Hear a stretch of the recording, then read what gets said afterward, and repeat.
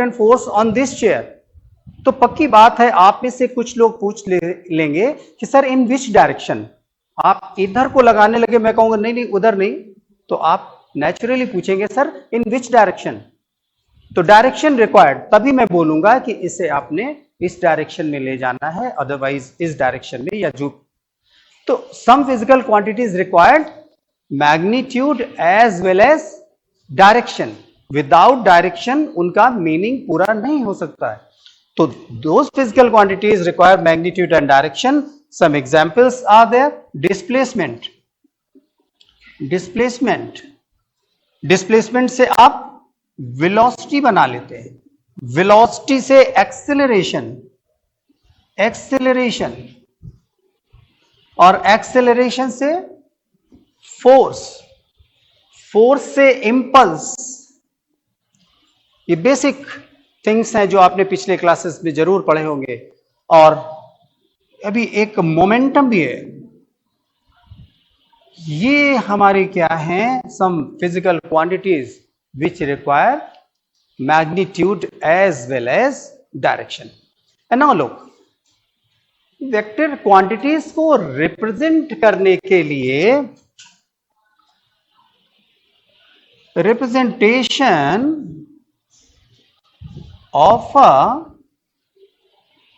vector quantity, representation of vector quantity, vector quantity को represent कैसे किया जाएगा? We'll draw an arrow से, with the help of arrow। और देखिए this arrow, length of this arrow tells about the magnitude. Length of this arrow tells about the magnitude. Suppose we are saying is velocity of a body 20 meter per second. कितना? 20 meter per second in the direction। देखिए direction के बारे में आप समझ लीजिए, हमेशा याद रखिएगा east west, north and south, ये तो आपको पता ही है। और अगर आप इनको भी देख लें 45 डिग्री एंगल पर ये होता है, तो ये हमारा क्या है, नॉर्थ ईस्ट। सिमिलरली हियर ये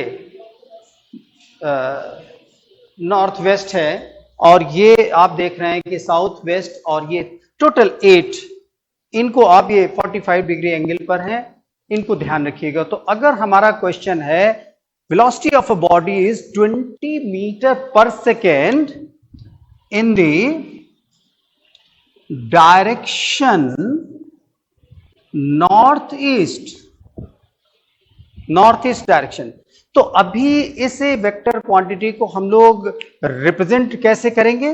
तो मैंने बताया we will draw an arrow, और यहां पर 20 मीटर पर सेकेंड के लिए इतना तो बड़ा एरो हम नहीं ड्रॉ कर सकते। तो अभी हम यहां पर क्या एजम्पशन कर लेंगे that 4 metre per second is कितना, 1 सेंटीमीटर। 1 सेंटीमीटर लेंथ को कितना हम ले रहे हैं, यहां पर अज्यूम कर रहे हैं 4 मीटर पर सेकेंड। तो 20 मीटर पर सेकेंड कितना हो जाएगा, दिस विल बी 5 सेंटीमीटर। कितना हो जाएगा, 5 सेंटीमीटर। तो अभी हम ड्रॉ करेंगे, और एंगल कितना है, north east which is 45 degree. तो 45 डिग्री पर हम लोग क्या करते हैं, यहां पर 5 सेंटीमीटर का एरो ड्रॉ कर लेते हैं। And tip of the arrow tells about, ये tip of the arrow tells about the direction. ये एरो का टिप क्या बता रहा है, हमें डायरेक्शन दे रहा है। तो डायरेक्शन साफ साफ यहां पर 45 डिग्री, चलिए एंगल यहां पर बन रहा है, नॉर्थ ईस्ट डायरेक्शन है, और लेंथ इसका 5 सेंटीमीटर है। और यहां पर ये लिखना बहुत जरूरी है that 1 centimetre is equal to 4 metre per second. Okay, तो अभी देखिए, और इसको एरो को हम लोग दिखलाने के लिए किस नाम से दिखलाएं, तो उसके लिए आप याद रखिएगा अल्फाबेट्स होते हैं ABCD, जिनको आप ले रहे हैं, तो इनको अगर बोल्ड लिखा जाए, बोल्ड फेस में लिखा जाए, डार्क एंड वन थोड़ा सा, तो ये वेक्टर को रिप्रेजेंट करता है। लेकिन ये डाउटफुल है, जब भी हम लिखेंगे बोर्ड पर या आप लिखेंगे तो कितना थिक बनाया क्या बनाया ये तो पकड़ नहीं हो पाएगी ना। तो हम लोग यहां पर दूसरा तरीका है इसका कि ऊपर एक एरो लगा देते हैं। तो एरो लगाने से ये क्या हो गया, वेक्टर क्वांटिटी हो गया। तो यहां पर हम लोग वेक्टर ए अगर लेते हैं इस तरह से और वेक्टर बी अगर ले रहे हैं ऐसे करके, तो इस तरह से इनको रिप्रेजेंट करेंगे। ओके, ध्यान दीजिए, वेक्टर्स के बारे में आपको कुछ बातें बतानी है। वेक्टर्स के टाइप्स क्या क्या होते हैं, तो उनमें सबसे पहले हम लोग बात कर लें थोड़ा सा। देखिए, one is equal vector, equal vectors. तो इक्वल वेक्टर, एक तो आप बात समझ लीजिए, किसी भी वेक्टर को हम शिफ्ट कर दें, अगर किसी भी वेक्टर को शिफ्ट कर दें और उसका डायरेक्शन एंड लेंथ सेम रहे, जितना एंगल ये यहां से थीटा बना रहा था, तो वेक्टर पर कोई इफेक्ट नहीं पड़ता। इस वेक्टर को यहां से हम लेकर के पैरेलल में कहीं भी ले जा सकते हैं, इस पर कोई इफेक्ट नहीं पड़ेगा। लेकिन अगर हमने इसका एंगल चेंज कर दिया तब इस पर फर्क पड़ गया। अभी ये बी वेक्टर बी नहीं रह जाएगा, कुछ नया नाम इसका हो जाएगा। डायरेक्शन चेंज हो जाने से वेक्टर चेंज हो जाता है, वेक्टर क्वांटिटी जो हमारी है चेंज होगी। तो यहां पर equal vectors are those which है सेम डायरेक्शन। उनका डायरेक्शन क्या है, सेम है, और लेंथ भी सेम है। तो यहां पर देख सकते हैं ये वेक्टर्स हमारे A and B, vector A is equal to vector B, दोनों का लेंथ सेम है, डायरेक्शन भी सेम है। ठीक है, तो ये हमारे क्या है, इक्वल वेक्टर्स। पैरेलल भी होने चाहिए और मैग्नीट्यूड भी सेम होना चाहिए। वेयरएज अगर हम पैरेलल वेक्टर्स की बात करते, पैरेलल वेक्टर्स की अगर हम बात करते तो पैरेलल वेक्टर्स में जरूरी नहीं है कि उनका लेंथ इक्वल ही हो, अनइक्वल लेंथ भी हो सकते हैं, अनइक्वल लेंथ भी हो सकते हैं और इक्वल लेंथ भी हो सकते हैं, लेकिन डायरेक्शन शुड रिमेन सेम। दोनों वेक्टर्स का डायरेक्शन क्या होना चाहिए, सेम। जैसे यहां पर ये देख रहे हैं इक्वल भी हैं और इक्वल के साथ साथ ये पैरेलल तो होंगे ही होंगे। ठीक है, इक्वल वेक्टर्स ऑलवेज पैरेलल होते हैं। ये पैरेलल वेक्टर्स और इक्वल, एंटी पैरेलल में क्या हो जाएंगे, एक वेक्टर के लिए अगर डायरेक्शन ये है तो दूसरे वेक्टर का डायरेक्शन ये हो जाएगा। ये देख रहे हैं, तो एक जो आपने इधर पॉजिटिव डायरेक्शन लिया है तो इस तरफ पे ये जो वेक्टर है ये बी वेक्टर है, और इसको हम कह सकते हैं कितना, अगर ये लेंथ में इक्वल हो जाता, लेंथ में इक्वल हो जाता तभी हम इसको कह देते कि b is equal to minus A, because a जितना है उतना ही b है बट इन अपोजिट डायरेक्शन। तो b is equal to minus A. किसी वेक्टर को अगर आप ध्यान दीजिएगा, वेक्टर ये a है और ये वेक्टर देखिए माइनस ए हो गया, अपोजिट हो गया ना, मैंने उसको 180 डिग्री रिवर्स कर दिया तो ये क्या हो गया, माइनस ए हो गया। तो ये भी एक वेक्टर है, इसे हम कोई और नाम दे सकते हैं, that is b is equal to minus A vector. अगर हमने नाम दिया तो माइनस से आप घबराइएगा नहीं, उससे सिर्फ इतना मतलब है कि जो भी वेक्टर रहा था उसका डायरेक्शन चेंज हो गया है, इतनी सी बात हुई है। एक वेक्टर है जीरो वेक्टर, जीरो वेक्टर को हम लोग नल वेक्टर भी कहते हैं। क्या कहते हैं, नल वेक्टर कह देते हैं। तो देखिए जीरो वेक्टर और नल वेक्टर की बात करें जरा। नल वेक्टर, इसमें खास बात यह है, नाम में ही है कि इस वेक्टर का फाइनल और इनिशियल पॉइंट एक ही होगा। Final position and initial position इसकी एक ही होगी, और इसे सिर्फ हम जीरो से ही दिखलाएंगे, जीरो है इसमें। ओके, तो नल वेक्टर क्या हुआ, जीरो वेक्टर हुआ। और नल वेक्टर को किसी वेक्टर में अगर ऐड कर दें, सपोज वेक्टर ए में अगर हम नल वेक्टर को ऐड कर दें तो कोई फर्क नहीं पड़ता, ये वेक्टर ए ही रहेगा। ठीक है, देन एक और हमारे पास वेक्टर है विच इज वेरी इंपॉर्टेंट, हम लोगों के लिए बहुत ज्यादा इंपॉर्टेंट है इस चैप्टर में एज वेल एज पूरी फिजिक्स में लगता रहेगा समय समय पे। We call it unit vector. क्या नाम है इसका? ध्यान दीजिए बच्चों, यूनिट वेक्टर। ऑल्दो इनके बारे में हम बताएं आप लोगों को कि आपने क्लास 12th स्टैंडर्ड में और 11th में भी जो बच्चे भी आए होंगे वो इन बातों को जरूर पढ़ रहे होंगे। बहुत ही बेसिक बातें हैं, तो इन पर हम इतना भी टाइम नहीं देंगे। ये जस्ट आपको रिकॉल करा रहे हैं हम वहां से, जो हमारे लिए इंपॉर्टेंट है उस पर हम पूरी बात करने जा रहे हैं आपसे। तो ध्यान दीजिए जरा सा, unit vector is very important for us. यहां पर यूनिट वेक्टर के बारे में नाम में ही है, जिसका मैग्नीट्यूड कितना हो? 1। तो यूनिट वेक्टर में क्या मैग्नीट्यूड 1 है? Means it has only direction. क्या होता है? डायरेक्शन होता है। When a vector divided by, look at this, vector divided by its magnitude, vector divided by its magnitude, then this is known as unit vector. And इसे हम किस तरह से दिखलाएंगे, कैसे रिप्रेजेंट करेंगे? हैविंग अ हैट और कैप, हैट और कैप। तो कैप हम यहां पर लगा लेते हैं, दैट इज, ये देखिए यूनिट वेक्टर ए है। वेक्टर को उसके मैग्नीट्यूड से डिवाइड कर दिया गया है। Vector is divided by its magnitude. Okay, so unit vector is very important, हम लोगों के लिए बहुत इंपॉर्टेंट है। और आपको हम बताना चाहेंगे कि किसी वेक्टर को अलोंग एक्स एक्सिस की जब हम बात करेंगे, हम लोग आगे इस पर बात करेंगे, तो स्पेस में देखिए यहां पर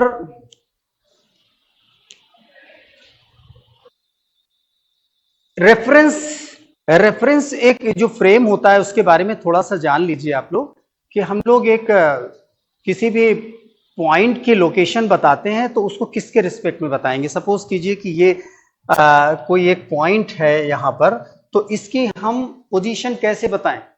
तो यहां पर इसकी पोजीशन बताने के लिए हम लोग क्या ले लेते हैं? ओरिजिन। जो ओरिजिन होता है वहीं से हम इसकी पोजीशन को बता सकते हैं। ओके, जैसे हम अगर इस पॉइंट की लोकेशन बताना चाहें तो इसके लिए हमें यहां पर इस बोर्ड का कुछ हेल्प लेना पड़ेगा, और हम ये कह सकते हैं कि भैया ये एक इसका कॉर्नर है और इससे इसकी पोजीशन आपको बतानी है, तो आप यहां कहेंगे कि बिल्कुल इसके कॉर्नर से राइट पे इतना जाएं और फिर ऊपर की तरफ चले जाएं, तो ये पॉइंट आपको मिल जाएगा। सर, किसी भी पॉइंट का लोकेशन बस छोटी सी बात है, इसके लिए हम लोग एक फ्रेम डिसाइड कर लेते हैं, जिसको कि यहां पर ओरिजिन नाम दे दिया। और अगर देखिए ये पॉइंट हमारा x, y है, तो यहां पर इससे पता चल रहा है कि ये डिस्टेंस हमारा x है और ये y है इसके। तो किसी भी पॉइंट का लोकेशन बताने के लिए हमें यहां पर ओरिजिन की हेल्प लेनी पड़ती है ना। और इसी को हम लोग यहां पर क्या कहते हैं? रेफरेंस ऑफ फ्रेम कहते हैं। इसी पर बात हम लोग करते जाते हैं हमेशा। तो मान लीजिए कि इस प्लेन में हमारे पास एक पॉइंट एक्स वाई है, तो इसका वेक्टर कैसे डिसाइड होगा? इसके वेक्टर के लिए यहां पर ये जो देख रहे हैं, तो ये वेक्टर जो हमारे पास में है, इसको हमने कह दिया एक्स एक्सिस के अलोंग भी थोड़ा सा वैल्यू है और वाई एक्सिस के अलोंग भी इसका वैल्यू है, ये जो आप देख रहे हैं। और आपको बताना चाहूंगा, यूनिट वेक्टर के बारे में बात कर रहा था, तो unit vector along X axis, कुछ बातें ऐसी मैं बीच बीच में बताता चलूंगा, तो उनको बिल्कुल हमेशा के लिए दिमाग में रख लीजिएगा और ये मान के चलिएगा कि हाँ, आज के बाद से मैंने सीख लिया। तो along X axis unit vector कितना? I cap. ध्यान रखिएगा, along X axis unit vector कितना होता है? I cap. Along Y axis it is J cap. And along Z axis, Z axis क्या होगा? ये स्पेस में अब हम आ गए, एक्स एक्सिस, वाई एक्सिस और जेड एक्सिस। तो जेड एक्सिस को तो मैं यहां पर 3 डायमेंशनल फिगर है, तो वो हमारा वेक्टर कहीं स्पेस में सपोज कीजिए ऐसा है। देखिए, प्लेन में जब वेक्टर होगा तो कोई 2 एक्सिस मिलेंगे आपको। एक्स वाई प्लेन हो सकता है वाई जेड प्लेन हो सकता है। ये रूम है, रूम के अगर आप इन तीन वॉल को देख लें, एक ये जो ग्रे कलर का आपका ग्राउंड है, नीचे फर्श है, और एक ये वाला और ये, तो ये एक्स एक्सिस और ये वाई एक्सिस और ये जेड एक्सिस अगर लाइक दिस, ये देखिए ये हो जाता है इस तरीके से, ये एक्सिस एक्स एक्सिस हो जाता, ये वाई एक्सिस हो जाता, और ये अगर जेड एक्सिस हो जाता, तो एक प्लेन इधर वाला बनता हमारा जिसमें पेपर हम लगा सकते, एक प्लेन ये वाला बन जाता इसके साथ में ये वाला, और एक प्लेन ये बन, तीनों प्लेन हो जाते। वॉल ये क्या है, प्लेन है, एक्स वाई प्लेन, और Y Z plane, Z X plane, जो एक्सिस के अकॉर्डिंग प्लेन हो जाते। तो अगर कोई वेक्टर किसी प्लेन में है, किसी प्लेन में चिपका हुआ है, सपोज कीजिए इस पे ये एक्स वाई प्लेन अगर है और वेक्टर इसी पर है, तो इसका मतलब है इसमें एक्स वैल्यू होगी और अलोंग वाई एक्सिस होगा। तो ये वैल्यू कुछ इस तरह से हो जाता, that X I cap plus Y J cap, इसका मतलब ये एक्स वाई प्लेन में वेक्टर है। और अगर वाई जेड प्लेन में होता, वाई जेड प्लेन में, तो वाई जे और जेड के हो जाता, वाई जेड प्लेन में है ना, तो के कैप किस में आएगा, जेड डायरेक्शन के लिए। जेड एक्सिस में यूनिट वेक्टर क्या होता, along Z axis K cap, along X axis I cap, along Y axis J cap, and along Z axis it is K cap. तो अगर पूरी तरह से स्पेस में कोई वेक्टर है तो इसे हम लोग लिख सकते हैं x I cap Y J cap plus Z के कैप, ये वो वेक्टर है। ठीक है, अभी आपको मैं यहीं पर बता दूं इसका लेंथ मैग्नीट्यूड। देखिए जब भी वेक्टर के बारे में हम लोग बात करते हैं तो मैंने पहले ही बताया उसके टू थिंग्स की हमें रिक्वायरमेंट होती, one is magnitude and the other one is its direction. जब तक डायरेक्शन नहीं बता पाएंगे उसका तो वेक्टर के बारे में कंप्लीट इंफॉर्मेशन नहीं हुई है।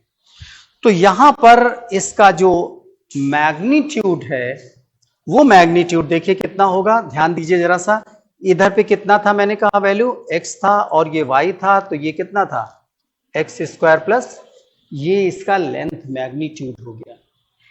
और मैग्नीट्यूड को हम लोग किस तरह से लिखेंगे, इसके मैग्नीट्यूड को देखिए, मॉड, ये दो लाइनों के बीच में मैग्नीट्यूड मींस वेक्टर को दोनों तरफ से एक ये लाइन मैंने बना दी, ये मैग्नीट्यूड इट्स न्यूमेरिकल वैल्यू, क्या है इसका, सिर्फ न्यूमेरिकल वैल्यू, कोई इसमें साइन नहीं चलेगा नेगेटिव और पॉजिटिव। और ये हो जाएगा कितना, under root X square plus Y square plus, I J के जो कोएफिशिएंट्स हैं उनके स्क्वायर्स का सम और उसका अंडर रूट ले लिया जाए। सिंपल ज्योमेट्री लगी हुई है इसमें पाइथागोरस करके, तो पहले इन दोनों का निकाल लिया।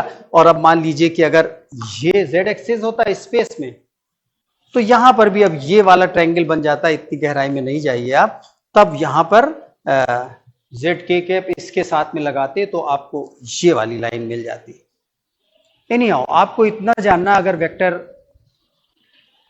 एग्जाम्पल लीजिए, यहां पर एक वेक्टर हमारे पास देखिए है 2i कैप माइनस जे कैप प्लस 4 के कैप, तो इसका अगर मैग्नीट्यूड आपसे कहा जाएगा तो मॉड ए कितना हो जाएगा, 2 square plus minus 1 square plus 4 square, that is 4 plus 1 plus 16, और ये कितना हो जाता अंडर रूट 21, ये इसका मैग्नीट्यूड हो जाता वेक्टर का। ठीक है, अब चलिए हम लोग थोड़ा सा आगे बात करते, ये बेसिक बातें थोड़ी सी हो गई, वेक्टर एडिशन की बात करेंगे। तो हम लोग बात करेंगे वेक्टर एडिशन की, वेक्टर सब्ट्रैक्शन की बात कर लेंगे, मल्टीप्लिकेशन और डिवीजन इसकी बात करेंगे। और आज और कल में 2 दिन में हमको ये टॉपिक अच्छे से करना है पूरी तरह से, तो जरा सा इसको देखिए आप लोग। तो एडिशन ऑफ वेक्टर्स की बात हम लोग करने जा रहे हैं यहां पर, ध्यान दीजिए।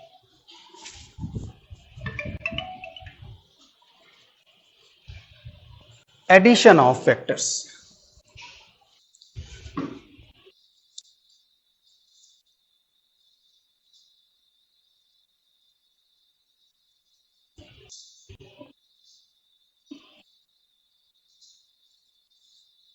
अभी देखिए ग्राफिकल मेथड था, वेक्टर ए दिया हुआ है और ये वेक्टर हमें बी दिया हुआ है and we have to find A plus B. हमसे कहा गया फाइंड ए प्लस बी। तो आपने क्या करना है कि वेक्टर ए को पहले ड्रॉ करना है एज इट इज, जिस डायरेक्शन में दिया, जितना लेंथ दिया, और उसके हेड से बी के टेल को सेम डायरेक्शन रखते हुए लगा दिया जाएगा। तो ये मिल जाएगा आपको रिजल्टेंट ए प्लस बी। इसको कहते हैं ना हेड टू टेल मेथड। क्या कहते हैं? Head to tail. ये वेक्टर की टेल है और ये हेड है या टिप जिसको कह रहे थे, तो head to tail method. Whereas अगर हम आपसे कहते हैं कि फाइंड बी प्लस ए, क्या फाइंड करना है? बी प्लस ए। अभी दूसरा देखिए, मैं कह रहा हूं आपसे फाइंड वेक्टर बी प्लस ए। तो बी प्लस ए जब आप फाइंड करेंगे तो सबसे पहले क्या ड्रॉ करेंगे? वेक्टर बी, जैसा गिवन है, जो डायरेक्शन है वेक्टर बी, और बी के हेड से ए का टेल लगा देंगे। This is what vector A. तो अभी हमें मिल गया यहां पर वेक्टर बी प्लस ए।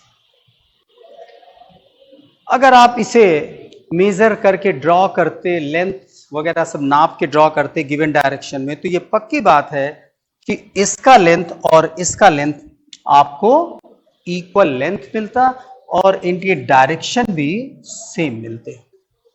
ध्यान दीजिए मैं क्या कह रहा हूं। मैं कह रहा हूं whether you find A plus B और B plus A, in both cases resultant यहां पर जो देख रहे हैं इक्वल लेंथ का मिलता और उसका डायरेक्शन भी हॉरिजॉन्टल से सेम मिलता, एंगल भी सेम मिलता, ये थीटा और ये भी थीटा मिलता। तो एक बात समझ में आ रही है कि वेदर ए प्लस बी और बी प्लस ए, पहले ए में बी को ऐड करें या बी में ए को ऐड करें, तो यहां पर ये इक्वल ही मिल रहा है और इसको हम लोग कहते हैं क्या? Commutative property. क्या कहते हैं? Commutative property. Commutative property holds in addition of vectors. Vectors के जोड़ने में कम्यूटेटिव प्रॉपर्टी लगता है। अब ये मोर देन 2 वेक्टर्स अगर होते तब भी यही बात थी। मान लीजिए बहुत सारे वेक्टर्स दिए होते कि ये और इसी के साथ में एक वेक्टर ये हमारा सी होता, देन ये लीजिए एक वेक्टर डी हो जाता, या डी को आप ऐसे ले लीजिए ये, और आप फाइंड करते, बना करके देखिएगा A plus B plus C plus D और A plus C plus D, किसी को भी ऑर्डर बदल दीजिए, लेकिन आप देखेंगे अगर सही नाप रखेंगे दोनों केसेस में तो रिजल्टेंट आपको कितना मिलेगा? सेम मिलेगा। तो commutative property holds in vector addition. Addition में यहां पर कम्यूटेटिव प्रॉपर्टी होल्ड करता है। तो ये तो ग्राफिकल मेथड था, लेकिन अगर हम विश करते हैं कि हमें एक ज्योमेट्रिकल मेथड कोई भी ऐसा मिल जाए जिससे कि हम बिना ड्रॉ किए हुए वेक्टर का मैग्नीट्यूड फाइंड कर लें, बिना ड्रॉ किए हुए, क्वेश्चंस भी करेंगे, ऐसे बहुत सारे क्वेश्चंस आप करेंगे, तो ध्यान दीजिए उसके लिए यहां पर हम जो मेथड यूज कर रहे हैं उसको कहते हैं हम लोग पैरेललोग्राम मेथड। कौन सा मेथड कहेंगे? Parallelogram method. देखिएगा जरा सा, पैरेललोग्राम मेथड किसकी बात चल रही? एडिशन ऑफ वेक्टर्स की बात चल रही।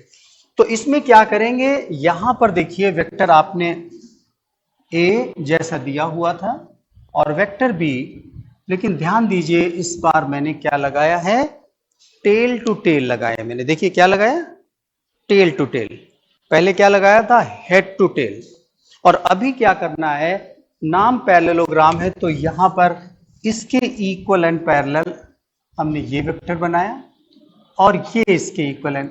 तो मैं पहले ही कह चुका था अगर उठा करके वेक्टर को शिफ्ट कर देते हैं, डायरेक्शन और लेंथ सेम रहे तो उस पर कोई फर्क नहीं पड़ता। और इनके बीच में एंगल आपको थीटा गिवन है, ये जरूर पता होना चाहिए। We have 2 vectors A and B and angle between them is known. Given. So look at this, इसका मुझे रिजल्टेंट यही तो हुआ। अरे भाई ये ए है, ये बी था, तो ये भी तो बी है, तो ये फिर से बन गया हेड टू टेल, बना कि नहीं? देखो ये बी वेक्टर को यहां लाए तो ए के हेड पर है, तो यही चीज तो बन गई। और ये आर हमें फाइंड करना है क्या? O P Q. So we are going to find O Q vector. लेकिन यहां ग्राफ मेथड था, यहां पैरेललोग्राम से हम देखिए एक फॉर्मूला निकाल रहे हैं जिसकी जरूरत पड़ेगी बहुत ज्यादा। तो अभी हम थोड़ा सा यहां पर कंस्ट्रक्शन कर देते हैं, ये परपेंडिकुलर ड्रॉ कर देते हैं यहां पर एम। और आप ध्यान दीजिए ये करस्पॉन्डिंग एंगल्स होंगे पैरेललोग्राम में, ये थीटा था तो ये भी क्या होगा? थीटा होगा। ठीक, ये बी है, ये बी वेक्टर यहां से थीटा बना रहा था, हॉरिजॉन्टल से थीटा, तो इसका कंपोनेंट इधर को कितना होगा? कंपोनेंट बताइए कितना होगा? ये रख लीजिए, नाम इसका है पी। ओके, तो ये देखिए जो थीटा है इस तरफ में, जिधर से एंगल जिधर बन रहा हो उस तरफ, मैंने उस दिन शायद तुम्हें बताया था जब क्लास था मेरा मैथ्स का, तो उसमें बताया था कि जिधर से एंगल उधर क्या बनेगा? Cos component. जिनकी समझ में नहीं आया हो मैं एक बार ब्रीफ कर दूं। ट्रिग्नोमेट्री का हेल्प लीजिए, ट्रिग्नोमेट्री की हेल्प लेते हैं। अगर मान लीजिए इस तरफ में v है और ये थीटा है, तो क्या है? देखिए ध्यान दीजिए, लुक एट दिस। तो अभी आप सपोज ए बी फाइंड कर रहे हैं, आप क्या फाइंड कर रहे हैं? आप लोग इधर अटेंशन पे कीजिए, ए बी फाइंड कर रहे हैं, तो A B upon this v is equal to क्या होगा? Cos theta. Base upon hypo क्या होगा? कॉस। और अब आप देखिए कि A B is equal to क्या हो गया? v cos theta. और अगर आप बी सी फाइंड करते, ये गिवन है आपको, तो B C upon V is equal to sine theta perpendicular upon hypotenuse, so B C is equal to v sine theta. तो मैं ये कहना चाह रहा हूं कि अगर ये वेक्टर v है, जिधर से एंगल बन रहा उधर कॉस कंपोनेंट, और जिधर से उसके परपेंडिकुलर साइन कंपोनेंट, ये साइन कंपोनेंट हम यहां भी ले सकते थे, v साइन थीटा। तो इसका मतलब ये हुआ कि अगर ये फोर्स वेक्टर है तो इधर में थीटा है, तो इधर में f कॉस थीटा और इस तरफ में f साइन। ये कंपोनेंट वाला मामला मत भूलिएगा कभी। लेकिन देखिए अगर एंगल इधर होता, ये एंगल, तब फिर वही बात है, अगर ये f है तो इधर में क्या हो जाता? कॉस कंपोनेंट हो जाता, तभी ये कॉस जिधर से एंगल बन रहा, और ये हो जाता साइन। वेक्टर का भी ये मिल गया आपको, सपोज कीजिए ये वेक्टर मिल गया, और इस तरफ में देख लीजिए कि एंगल इसने थीटा दिया है, और ये कोई वेक्टर अगर P है तो इधर को हो जाता P कॉस थीटा, और उसके परपेंडिकुलर हो जाता है ये P साइन थीटा। मैं क्या कह रहा हूं? जिधर से एंगल बन रहा है उधर कोसाइन कंपोनेंट, और उसके परपेंडिकुलर साइन कंपोनेंट। सिंपल सी बात है, ये बेसिक बातें हैं, ये रोज रोज इनको जगह जगह पर लगेंगी, वहां पर आपको समय किल हो ऐसा नहीं होना चाहिए। आपको टाइम बचाना है, मैंने आपको सिखा दिया, बता दिया कैसे होता है। तो यहां पर मैं इसी का यूज कर रहा था, प्लीज ध्यान दीजिए जरा सा। ये बी वेक्टर है तो इधर को बी कॉस थीटा, और उसके परपेंडिकुलर क्या होगा? B sine theta. वो मैं यहां नहीं यहां लिख रहा हूं, पैरेलल वेक्टर है, शिफ्ट किया गया बी साइन थीटा। ऐसा मैंने इसलिए किया है क्योंकि ये राइट ट्रायंगल जो आप देख रहे हैं, that is triangle in triangle O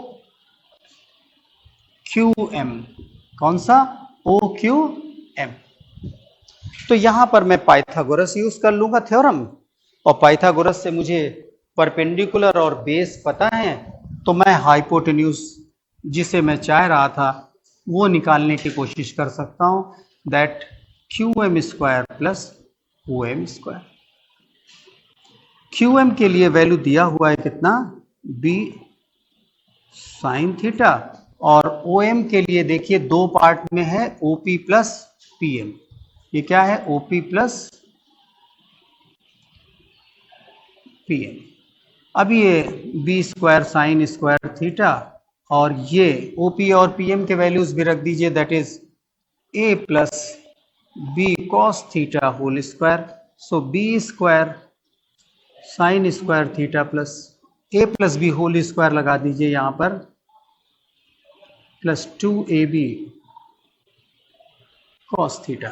simplification है, इन दोनों को जरा देखिए एक साथ कर लीजिए, तो ये A स्क्वायर प्लस, इन दोनों में से B स्क्वायर कॉमन ले लिया तो sign square theta plus cos square theta plus twice AB cos theta, और ये 1 होता है आइडेंटिटी है ट्रिग्नोमेट्री की, so that A square plus B square plus 2AB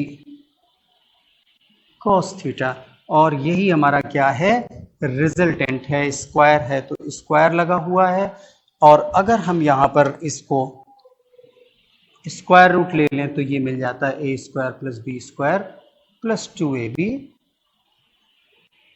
cos theta. ये मैग्नीट्यूड हो गया, रिजल्टेंट वेक्टर का मैग्नीट्यूड हो गया। तो आज के बाद जब कभी भी हम यहां पर दो वेक्टर्स गिवन होंगे हमें, और उनके लिए हम आपको बताना चाहेंगे कि सपोज P यहां पर 3 न्यूटन और Q 4 न्यूटन गिवन है, P 3 न्यूटन और Q 4 न्यूटन, और इनके बीच में एंगल थीटा जो भी दिया है, जो एंगल यहाँ पर 60 और वॉटेवर जो भी वैल्यू है, तो यहाँ पर रिजल्टेंट हम लगा सकते हैं P square Q square plus twice PQ cos theta. PQ के वैल्यूज रख दें, एंगल रख दें, कोई न्यूमेरिकल वैल्यू ये आ जाएगा अंडर रूट के अंदर, और यही क्या होगा, हमारा मैग्नीट्यूड इसका हो जाएगा। तो ये तो बात आई कि मैग्नीट्यूड कितना होगा, लेकिन मैंने कहा था जब ये मैग्नीट्यूड पता चल जाता है तो फिर हमें और क्या निकालना रह जाता है, यस, डायरेक्शन। तो डायरेक्शन देखिए, suppose it makes angle alpha with the vector A। देखिए रिजल्टेंट के बारे में आप ये समझिए कि एक वेक्टर है और उसका हमें क्या बताना है, डायरेक्शन। अभी डायरेक्शन बताने के लिए हम इस चेयर का डायरेक्शन उस तरफ से भी बता सकते हैं कि उधर से ये 5 मीटर डिस्टेंस पे रखा उस वाली वॉल से, और कोई दूसरा बच्चा बताए कि इधर डोर की तरफ से ये 3 मीटर डिस्टेंस पे रखा है।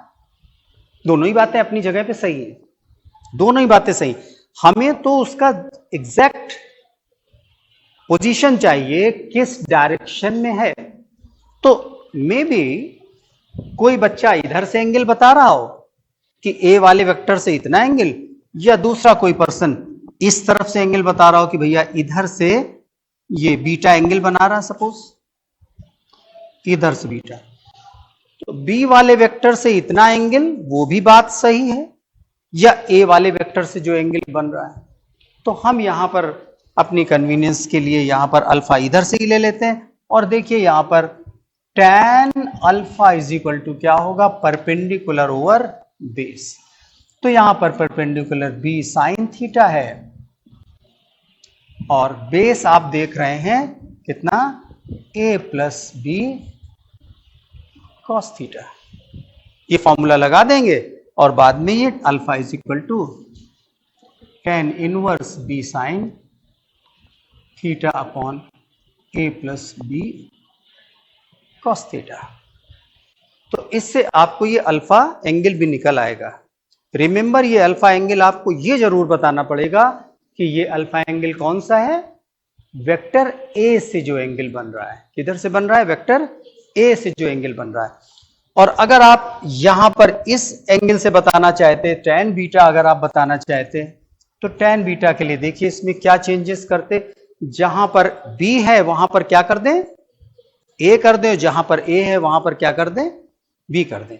जैसे ही इसमें आपने बनाया, अगर बीटा के लिए राइट ट्रायंगल फॉर्म किया जाता तो करके देखने की कोई आवश्यकता नहीं है, तो उसके लिए आप क्या कर लेते हैं यहां पर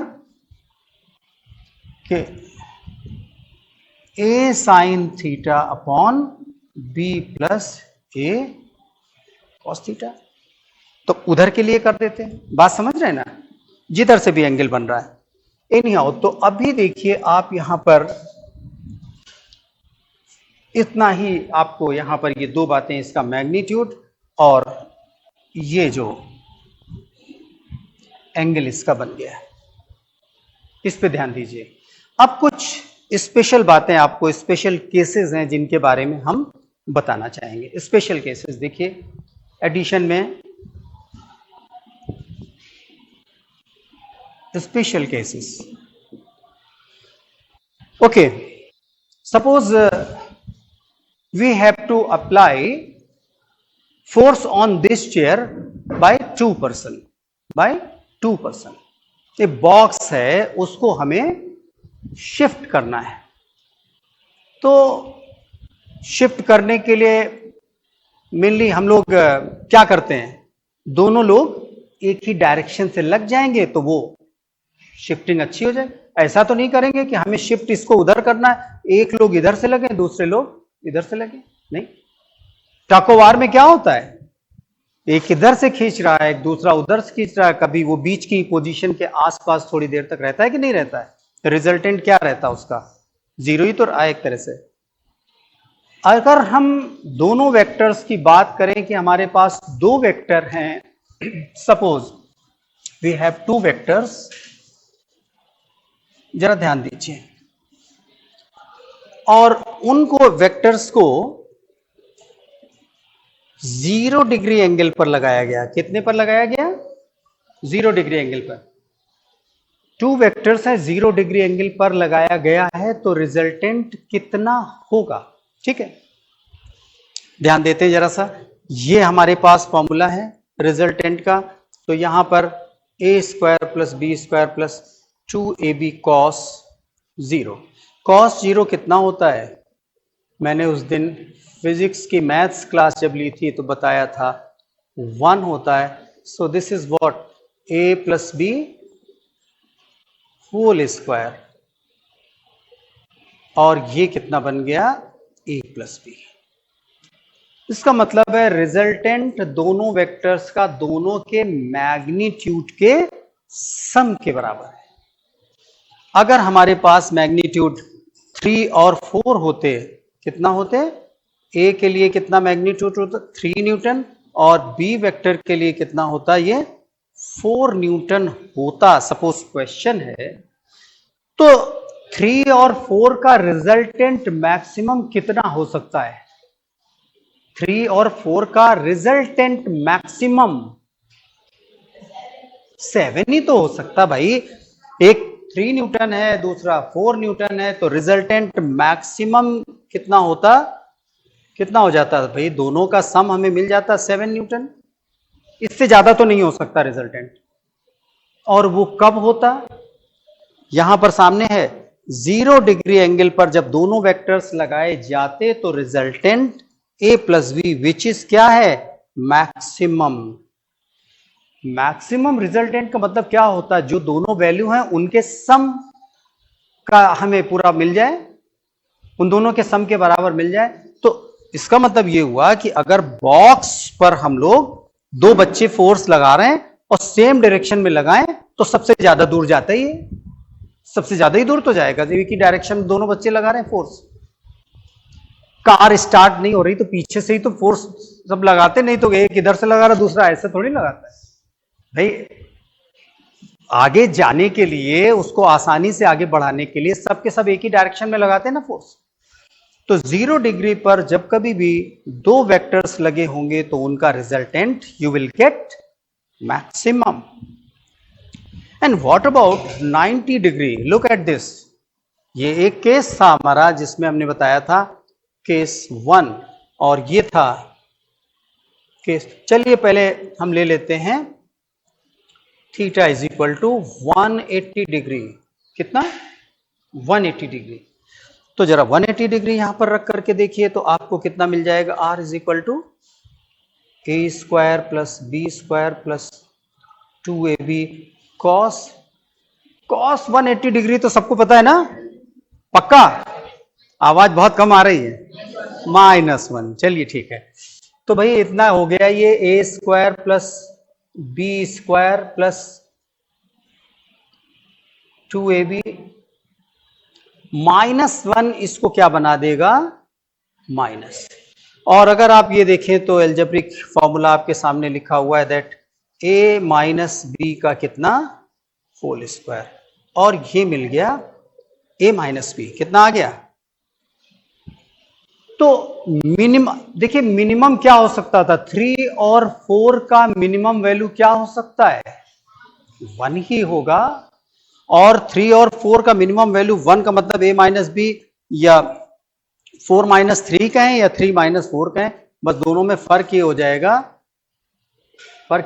कि इधर 4 लगा है और इधर 3 लगा हुआ है, तो 4 माइनस 3 तो इधर चलेगा और 3 माइनस 4 तो माना जाएगा कि 3 माइनस 4 अगर आप ले रहे हैं तो -1। लेकिन रिजल्ट क्या रहा हमारा? मैग्नीट्यूड तो 1 ही रहा। ठीक है। आप जरा सा ध्यान दीजिए कि यहां पर मिनिमम वैल्यू मिली जो हमें आर, वो कितना मिला? दोनों वेक्टर्स कैसे हों? अपोजिट डायरेक्शन में। दोनों वेक्टर्स अपोजिट डायरेक्शन में। तो अपोजिट डायरेक्शन में रिजल्ट कैसा होता है? हमेशा मिनिमम। और अपोजिट कितना होता? 180 डिग्री। दोनों के बीच में कितना एंगल हो? 180। एक उधर से फोर्स लगा रहा, दूसरा इधर से लगा रहा, तो रिजल्ट 1 का होगा। तो अगर 4 वाला इधर है, 3 उधर है, तो 1 से उधर बढ़ना शुरू करेगा। 3 वाला रोक रहा है, 4 इधर से लग रहा है, तो रिजल्ट कितना हो गया? ये देखिए 4 न्यूटन लग रहा है और ये 3 न्यूटन लग रहा है, तो result is 4 minus 3 that is 1 Newton. और ये इस तरफ को शिफ्ट करेगा, इसको बॉक्स को। लेकिन क्या होगा कि जब थीटा अदर देन 0 और 180 हो, अदर देन 0 और 180। तो चलिए एक तीसरा केस हम लोग ले लेते हैं। यहां पर ही लिख लें या फिर यहां पर लिखते हैं। देखिए थर्ड केस ले लेते हैं। देखिए तो भाई ध्यान दीजिए कि अगर यहां पर थीटा क्या है? 90 डिग्री है। ये बहुत यूज होगा, पूरी फिजिक्स में सबसे ज्यादा यूज इसका होगा जो मैं लिखने जा रहा हूं। थीटा 90 डिग्री है, तो 90 डिग्री होने पर जरा सा देखिए आर कितना हो जाएगा? Under root P square plus Q square plus twice P Q cos. और कॉस 90 डिग्री आप सभी जानते हैं 0 होता है, तो ये कितना हो गया? P square plus Q square plus cos 90 0 that is 0। और कुल मिलाकर के ये आपको रिजल्टेंट कितना मिला? P square plus Q square. हमेशा याद रखिएगा 90 डिग्री पर जब भी कभी दो वेक्टर्स होंगे तो उनका रिजल्टेंट क्या होगा? Sum of the squares of the two और उसका होल अंडर रूट। ये क्या होगा? रिजल्टेंट वैल्यू होगी उन दो वेक्टर्स के लगने से। तो जो मैंने कहा ना, चेयर पे एक 4 न्यूटन से इधर ले जा रहा है और इधर वाला आप देखो 90 डिग्री का मतलब तो यही हुआ ना, ये 4 और ये 3 इधर को 90 डिग्री पर दोनों। तो रिजल्ट क्या होगा? कहीं ये इस डायरेक्शन में इधर को चलने लग जाएगा। तो अगर हमारे दोनों वेक्टर्स 90 डिग्री पर लग रहे थे, ए वेक्टर इधर को लग रहा है, बी वेक्टर इधर को लग रहा है, तो रिजल्टेंट कहीं ये आर इधर को हो जाएगा वेक्टर। और रिजल्टेंट कितना होगा? अगर ये थीटा बन रहा है तो यहां पर, अच्छा अभी जो रिजल्टेंट हमारा था उसके एंगल निकालना है, तो यहीं से शुरू करो, यहां से आप निकालो इस फॉर्मूले से। मैग्नीट्यूड आपने निकाल लिया, एंगल आपको निकालना है, तो यहां पर से ये फॉर्मूला आप यूज करोगे। देखिए थीटा कितना बताया मैंने आपको? दोनों के बीच का एंगल थीटा कितना बताया, देखिए ऊपर लिखा है 90 डिग्री। और अगर आप देखिए रिजल्टेंट की बात करें तो रिजल्टेंट tan अल्फा कितना होगा जरा बताइए, tan अल्फा कितना होगा, b sin 90, दोनों के बीच में angle 90 upon a plus cos 90 तो 0 होगा और sin 90 1 होगा, that is b upon a। तो इसका मतलब है कि alpha is equal to tan inverse b upon. तो आप क्या कीजिएगा, हमेशा याद रखिएगा, हम अपनी फिजिक्स में जब भी कभी दो वेक्टर्स 90 डिग्री पर काम करते हुए दिखलाई देंगे या हम दिखलाएंगे क्वेश्चंस, हम लोग क्या करेंगे कि वेक्टर्स के कंपोनेंट्स एक्स एक्सिस के अलोंग निकाल लेंगे, वाई एक्सिस के अलोंग निकाल लेंगे, दो हमें नए वेक्टर मिल जाएंगे, अभी बताएंगे क्वेश्चन करके, और उनका रिजल्टेंट मिल जाएगा और उसका डायरेक्शन क्या होगा। मैं ये कहना चाह रहा हूं कि अगर आप ये वेक्टर हमारा है इधर x है और ये y है, तो हमेशा याद रखिएगा कि tan ये अल्फा कितना हो जाएगा, y अपॉन x हो जाएगा। रिमेंबर कि ये एंगल किधर से लग रहा है, x डायरेक्शन से लग रहा है। कहीं ऐसा ना कर दीजिएगा कि एंगल y डायरेक्शन से है और आप यहां y अपॉन x लिखें तो गलत हो जाएगा। x डायरेक्शन से ये एंगल है तो y अपॉन x ही हो जाएगा 90 डिग्री। तो 90 डिग्री पर जब भी कभी दो वेक्टर मिल जाएं तो आपने क्या करना है, अब ये सब कुछ थोड़ी ना करेंगे, जो केस का मतलब हो गया, स्पेशल केस का मतलब हो गया, हम सीधे ये लगाएंगे। 0 डिग्री पर दो वेक्टर मिल जाएं तो हम ये सब थोड़ी ना करेंगे, हम सीधे सीधे ये इस पर आ जाएंगे कि दोनों वेक्टर्स का रिजल्टेंट, भैया सर 5 और 12 है, 5 and 12 two vectors in the same direction, the resultant maximum is same direction बोल ही दिया है, तो रिजल्टेंट कितना 17 हो गया। अपोजिट डायरेक्शन में तो रिजल्टेंट 12 माइनस 5 दैट इज 7 हो गया। 90 डिग्री पर हैं दोनों अगर वेक्टर्स, तो रिजल्टेंट कितना हो गया, 12 square plus 5 square under root लिया, दैट बिकम्स 17। मेरे ख्याल से 17 होगा, कितना होगा, अरे ऐड करके देख लो जो भी आएगा, 12 स्क्वायर प्लस 5 स्क्वायर, ठीक है। तो कहने का मतलब है कि इस तरह से आप रिजल्टेंट निकाल, 13 आएगा मेरे ख्याल से, है ना, 169। तो रिजल्टेंट आप स्पेशल केसेस जब हो जाते हैं तो सीधा सीधा आप यूज कर सकते हैं, आपको निकाल के देखने की आवश्यकता नहीं है। इस केस में आपको एंगल ऑब्वियस है कि रिजल्टेंट, इसमें रिजल्टेंट का डायरेक्शन क्या होगा, जो ज्यादा वाला होगा उसी तरफ में चल देगा। अब सेम डायरेक्शन में लगे हों तो कोई दिक्कत ही नहीं, जिधर दोनों का डायरेक्शन, जब दूर की तरफ दोनों का डायरेक्शन है तो रिजल्ट भी तो इधर को ही होगा, और जब अपोजिट है तो एक 4 है और दूसरा 3 है, तो जिधर बड़ा वाला होगा उसी तरफ को बढ़ना शुरू कर देगा। ये तो तेजी से आ रहे थे, लेकिन जब एक चीज पे लग गए तो ये धीरे धीरे उसी डायरेक्शन में चले। 4 वाला इधर होता, 3 वाला इधर होता तो इधर को चलना चाहिए। उसमें रिजल्ट के डायरेक्शन की प्रॉब्लम नहीं है, सेम डायरेक्शन अपोजिट डायरेक्शन में, या तो उधर को होगा या इधर को होगा, कुछ इधर ज्यादा वाला होगा। लेकिन यहां 90 के केस में रिजल्टेंट हमारा इस तरह से निकाला जाएगा, 90 के केस में रिजल्टेंट ऐसे निकाला जाएगा, ठीक है। अब देखिए, अगर हम सब्ट्रैक्शन की बात करिए, तो मेरा एडिशन के बारे में सारी बातें हमने आपको बताई। If there is any doubt please ask. आपको कोई भी बात अगर इसमें नहीं समझ में आ रही हो तो जरूर पूछेंगे, और बेहतर होगा कि आज आप जाकर के इसको रिवाइज करें, देखें, बारीकियां ढूंढें और कल आकर के हम पर फायर कर दें। फायर मीन्स क्वेश्चंस का फायर कर दें, ओके, कि सर ये डाउट्स हम लोगों के अभी हैं। सो अभी हम लोग यहां पर स्टार्ट करना चाह रहे हैं सब्ट्रैक्शन ऑफ वेक्टर्स, ठीक है। सब्ट्रैक्शन देखिए of two vectors is nothing but addition. एक छोटी सी बात यहां पर मैं बता लूं, आई थिंक बहुत अच्छा क्वेश्चन मेरे दिमाग में आ रहा है, बता लूं ना, ओके।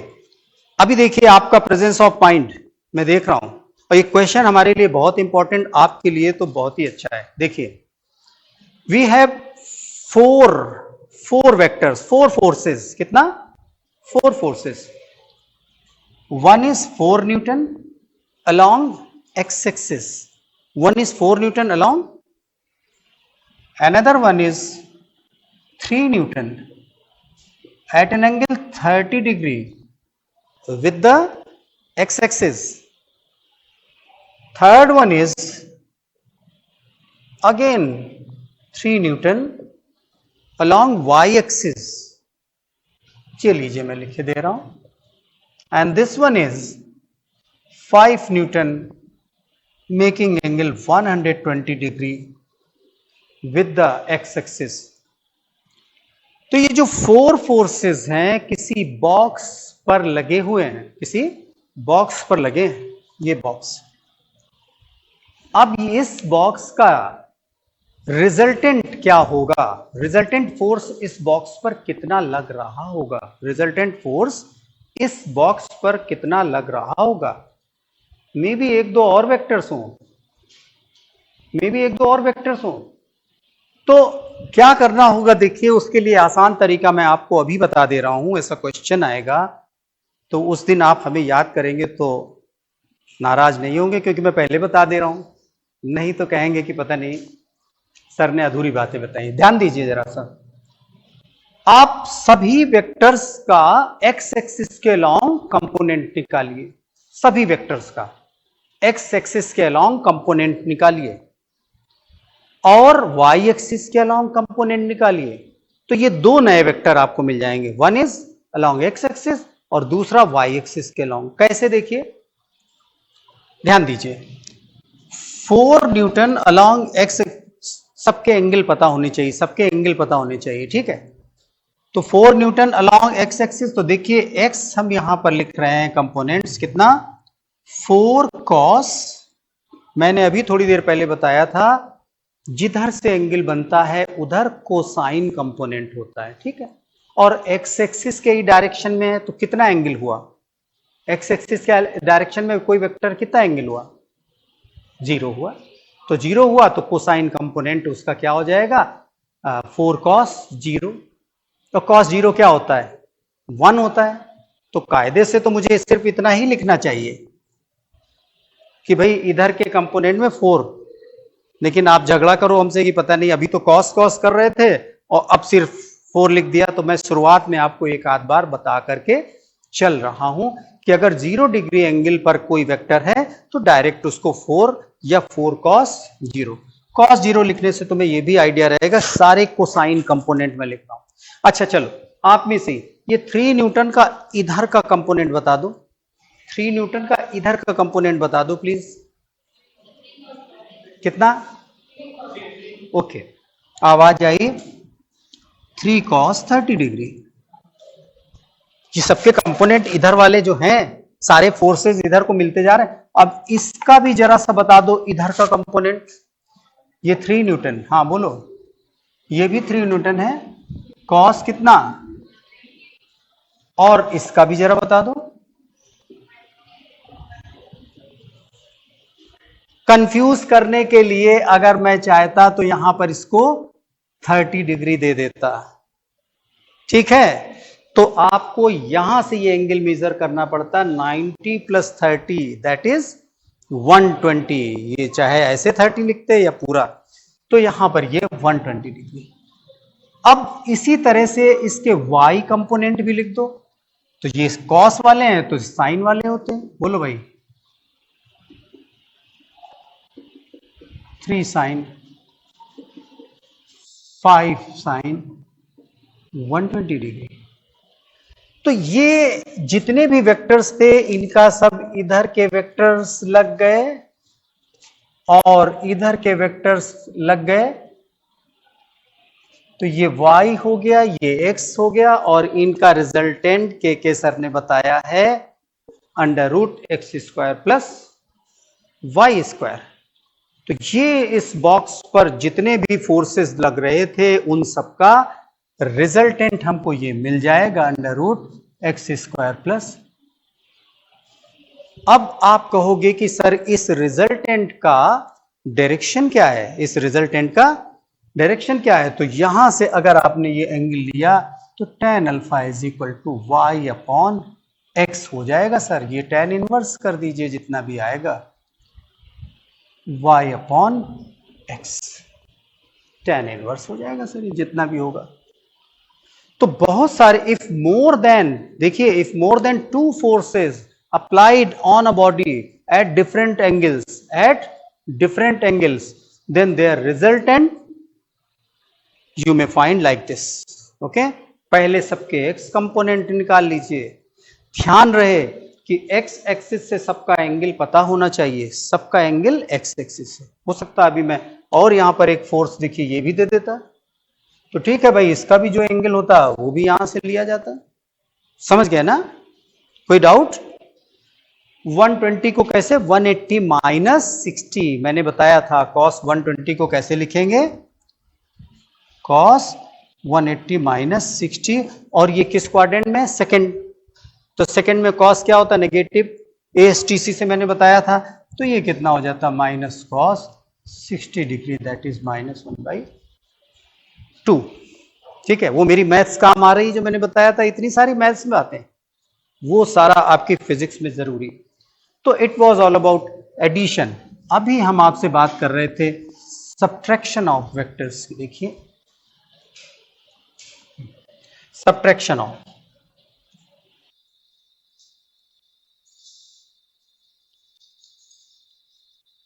तो भाई अगर ये हमारे पास एक वेक्टर ए है और दूसरा वेक्टर ये बी,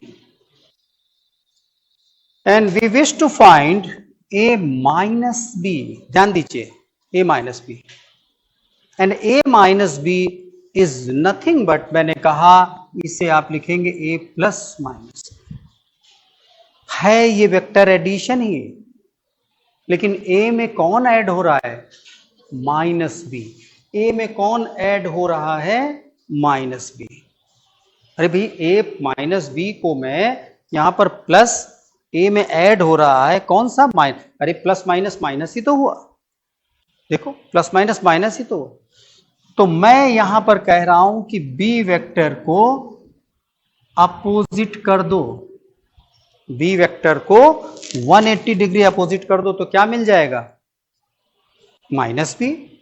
और अब ए के हेड में बी का टेल लगा के ये माइनस बी आपने निकाल लिया। तो रिजल्टेंट ये जो आ गया, ये क्या हो गया, R is equal to A minus B.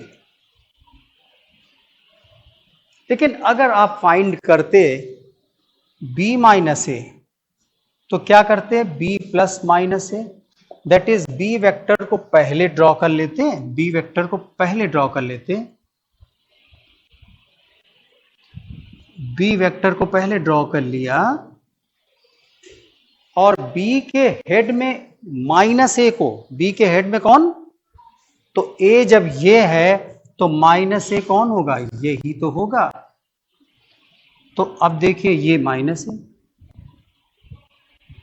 और रिजल्टेंट ये होता तो इसी तरफ को तो होता R dash is equal to, क्या दोनों इक्वल हैं, आर और आर डैश इक्वल हैं, इक्वल वेक्टर्स हैं, क्या ये वेक्टर और ये वेक्टर रिजल्टेंट इक्वल हैं? देखिए मैग्नीट्यूड तो इक्वल है, लेकिन डायरेक्शन सर इसका इधर को है और इसका डायरेक्शन इस तरफ को है। तो याद रखिएगा कि a minus B is not equal to B minus A. तो कम्यूटेटिव प्रॉपर्टी सब्ट्रैक्शन में नहीं लगता, एडिशन में तो लग रहा था। मैंने खींच के दिखलाया था ग्राफिकली कि चाहे a प्लस बी निकालें चाहे b प्लस ए निकालें, रिजल्टेंट इज सेम। लेकिन यहां पर ऐसा नहीं होता, ध्यान रखिएगा। अब हम आपसे एक बात और करना चाह रहे हैं, देखिए इस पर भी थोड़ी सी बात कर लेते हैं, इस पर भी बात कर लेते हैं थोड़ी सी। देखिए तो भाई ये देखिए वेक्टर ए है और इसको इस बार हम नाम दे रहे हैं ए और इसको नाम दे रहे हैं बी वेक्टर। दोनों के बीच कितना एंगल? थीटा। ठीक। अब अगर हम ए में से बी को सब्ट्रैक्ट कर रहे हैं, ये तो ग्राफिकल मेथड था जिसकी मैं बात बता रहा था। कौन सा मेथड था? ग्राफिकल मेथड था। लेकिन यहां पर हम आपको बताना चाहेंगे कि a माइनस बी, तो b को क्या कर रहे हैं? ये बात हो चुकी है हमारी आपकी। जिसको सब्ट्रैक्ट करना हो उसको क्या कर देते हैं? तो अपोजिट कर देंगे, तो b वेक्टर इधर को आ गया, ये माइनस बी हो गया, और ये थीटा एंगल है तो ये कितना हो गया? 180 माइनस थीटा हो गया। तो फिर वही पैरेललोग्राम ये लीजिए और ये रिजल्टेंट हमारा हो जाता। ठीक है, तो बिल्कुल मत परेशान होइए, हमारा वही बेसिक फॉर्मूला लगा दीजिए रिजल्टेंट का, देखते हैं क्या मिलता है। जरा बताइए, सब्ट्रैक्शन ऑफ वेक्टर की बात चले, ये लिखा है फॉर्मूला, चलो यहीं से यूज कर लेते। क्या भाई? ए स्क्वायर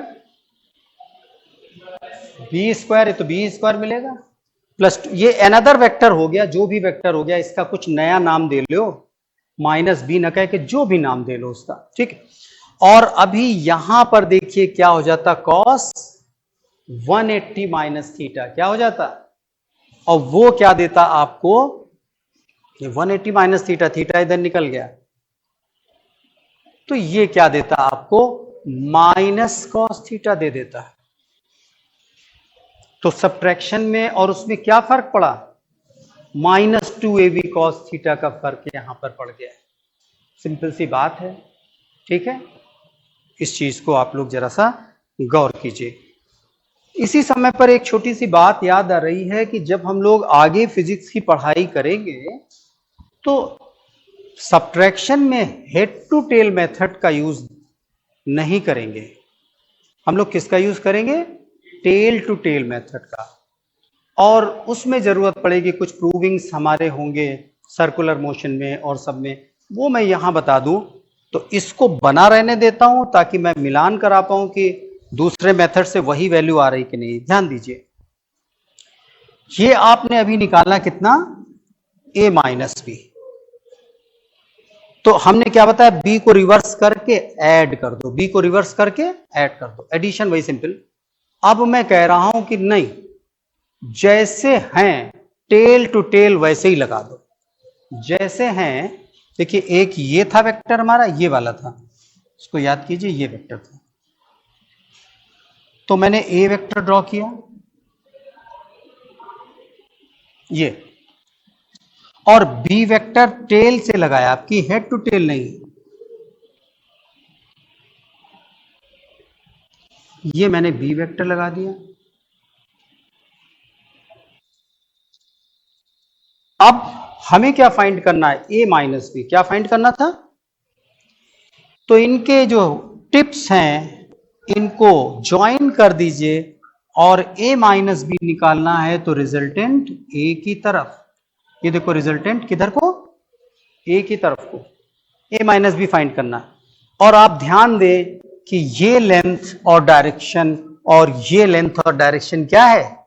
सेम है, सेम है। देखिए, same length same length, same direction same direction, तो कोई फर्क नहीं है। हम क्या यूज करेंगे?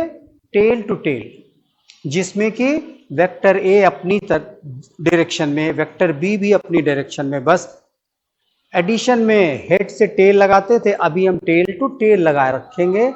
और अगर ए माइनस बी फाइंड करना है तो रिजल्टेंट ए की तरफ, और अगर बी माइनस ए फाइंड करना होता, अगर बी माइनस ए फाइंड कर रहे होते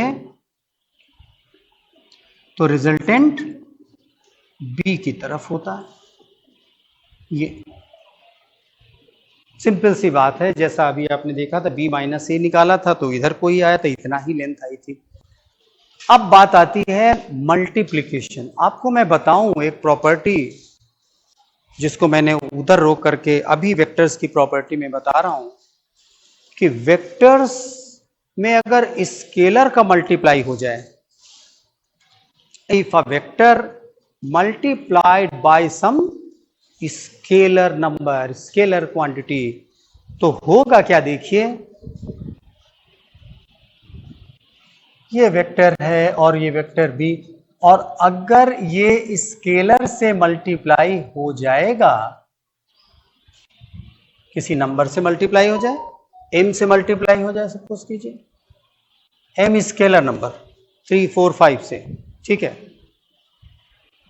तो क्या होगा? उसका direction will remain same, direction will remain same, बस क्या फर्क पड़ जाएगा? मैग्नीट्यूड का फर्क पड़ जाएगा। If a vector is multiplied by some scalar, then its direction will remain same and magnitude will change. Okay, magnitude बदल जाएगा, डायरेक्शन पर कोई फर्क नहीं पड़ेगा। Similarly, if we divide a vector by a scalar, vector को scalar से divide कर दिया जाए, तो ये डिवीजन इज नथिंग बट आप इसे 1/m से मल्टीप्लाई ही करना कहेंगे। क्या कहेंगे? कि we are multiplying a vector by 1/m, ठीक है, 1/m से मल्टीप्लाई कर रहे हैं, तो डिवीजन और मल्टीप्लिकेशन वो वही चीज है, बस वो नीचे लगा। बात समझ रहे हैं ना? तो इतनी बातें आप लोगों ने यहां पर जान ली। अब हम लोग यहां पर वेक्टर्स के मल्टीप्लिकेशन की बात करेंगे, ठीक है? ओके, 2 मिनट और। तो वेक्टर्स के मल्टीप्लिकेशन की जब हम बात करेंगे, तो आपको हम बताना चाहेंगे मल्टीप्लिकेशन ऑफ वेक्टर्स 2 तरह से होगा। यहां पर मल्टीप्लिकेशन ऑफ वेक्टर्स देखिए,